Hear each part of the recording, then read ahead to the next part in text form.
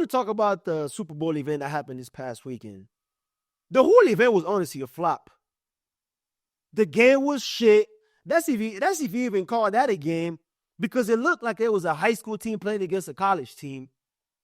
The halftime show was mid at best. I'm not saying it was as bad as Rihanna's performance, but it really wasn't good.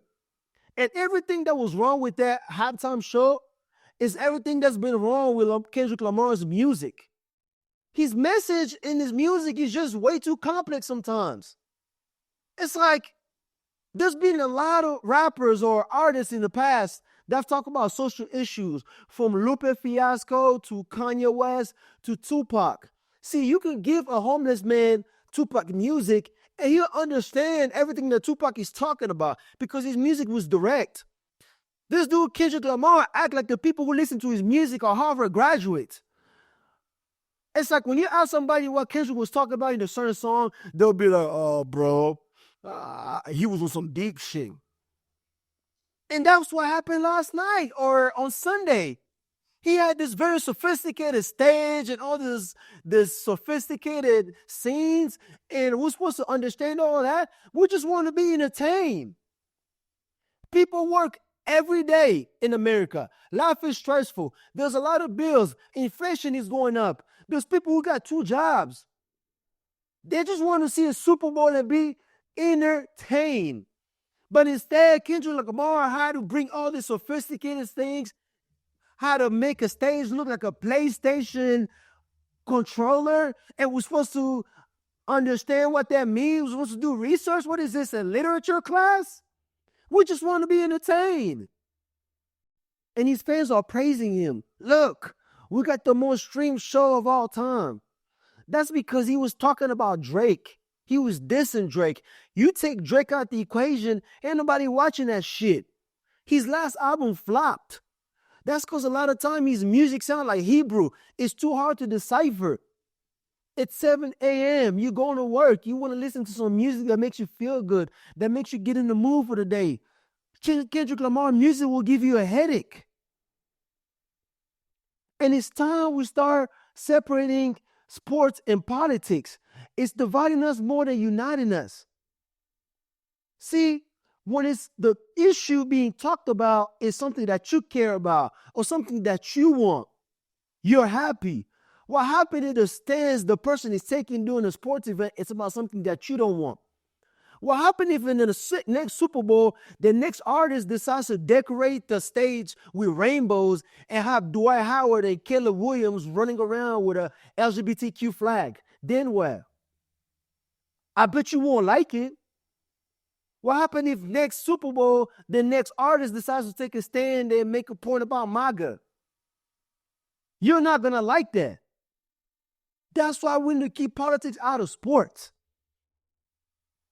See, in today's world, everything is already politicized. If you go on social media, you're going to have somebody telling you that Donald Trump is the worst president. You're going to have somebody else telling you that Donald Trump is the greatest president because he's fighting paper straws. It's just too much. If you watch the news, you're going to have one channel telling you Donald Trump is the greatest. You're going to have somebody else. You're going to have CNN telling you that Donald Trump is the worst. There's nothing in between. There's too much politics in this world. Keep sports clean. 4 years ago, during COVID, the whole country was divided. We were divided about the national anthem protest. What did it achieve? All we did is spend time debating about it on social media, making a lot of enemies, arguing. We spent a lot of energy doing that. What did that really accomplish? Nothing. All it did is get Colin Kaepernick fired. That's literally the only thing it accomplished. And I'm not saying people who were for the national anthem protest were wrong, but the people who were not for it were not wrong either. Because the flag does mean something. People did die for that flag, from the American Revolution all the way to Afghanistan. So it's not like they didn't have a legitimate reason for being against it. And that's the reason why the NBA lost a lot of viewers, because people are still furious about that. And you got to ask yourself, what did that solve? Nothing. It just got us all riled up for social media, talking about it, complaining, and arguing with other people on social media. But in reality, it didn't do anything. And Kendrick wanted to make this political. So let's talk about the political side of it. He decided to criticize mass incarceration, racism, and capitalism, which are issues. I'm not saying they're not issues, but I guess gang violence is not a big deal. I guess you can criticize racism and all these other issues and have people crip walk. I mean, crip walk is only related to gang violence. I mean, it's not a big deal, I guess. See, that was sad. And you know the saddest part about that is Serena Williams, who was crip walking in 2003, had a sister who got shot and died because of a drive-by shootout in LA. And she had the audacity to get up there and crip walk. See, that's what happened when you want to take stands on things that'll get you clicks, but you don't really want change at the end. There's no way you can stand up there and criticize all these other issues that happens in America, but you want to promote gang violence. Gang violence is killing a lot of people.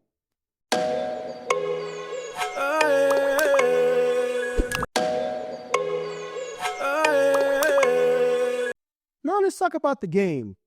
It was a horrible game. The Chiefs basically got throttled. And as I was watching the game, I keep thinking to myself, man, Josh Allen and the Bills, they should be mad. Because the Chiefs had no business being in the Super Bowl. They were not the best team coming out of the AFC. The Bills were. But Sean McDermott just seems to make dumb decisions. I'm not a fan of Sean McDermott, the Bills coach. I don't think he's a bad coach, but I think he's limited. It just took him too long to get the running game going. It was all Josh. And then eventually they realized that they needed a running game. They finally got a running game. And yet they keep losing. It don't matter what it is. Home field advantage, better roster, away game. It don't matter what it is. The Bills just can't get over the hump. And I blame Sean McDermott. Last year they had home field. They couldn't win. This year they had a better roster. Still couldn't win. See, I'm a fan of data. I'm a fan of gathering data to get smarter. When you gather data, you see patterns, you make better decisions. Even ChatGPT. If you go on ChatGPT and ask ChatGPT to draw you a watch, ChatGPT is always going to draw you a watch with the small needle on 10 and the big needle on 2.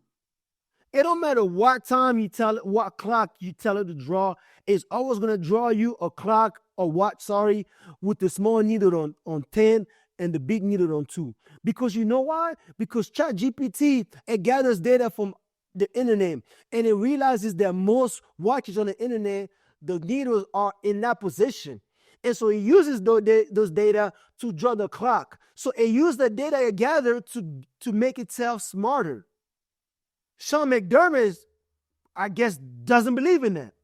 He doesn't believe in using past data to make better decisions.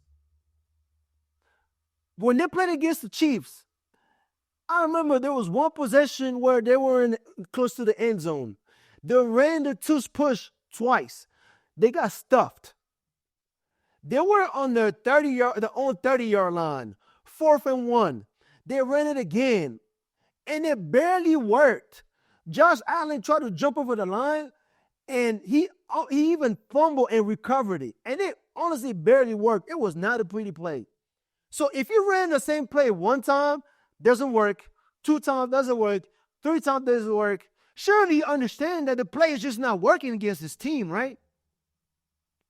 Clearly, Sean McDermott didn't get the memo. On the biggest play of the game, this guy ran the same tush push again, and he's surprised that it didn't work. I mean, duh. You ran it 3 times before and it didn't work. What makes you think you should run it again? Is that the only short yardage play that you had in your playbook? You can't run a zone read. You can't just hand the ball off to Josh Allen. That's what you did against Lamar. Every time he got to the end zone, you just handed it to him and he just ran. You can't run a bootleg action. I just don't understand it. And that's what killed the Bills. They had no business losing to the Chiefs. And quite honestly, at this point, what more do you need?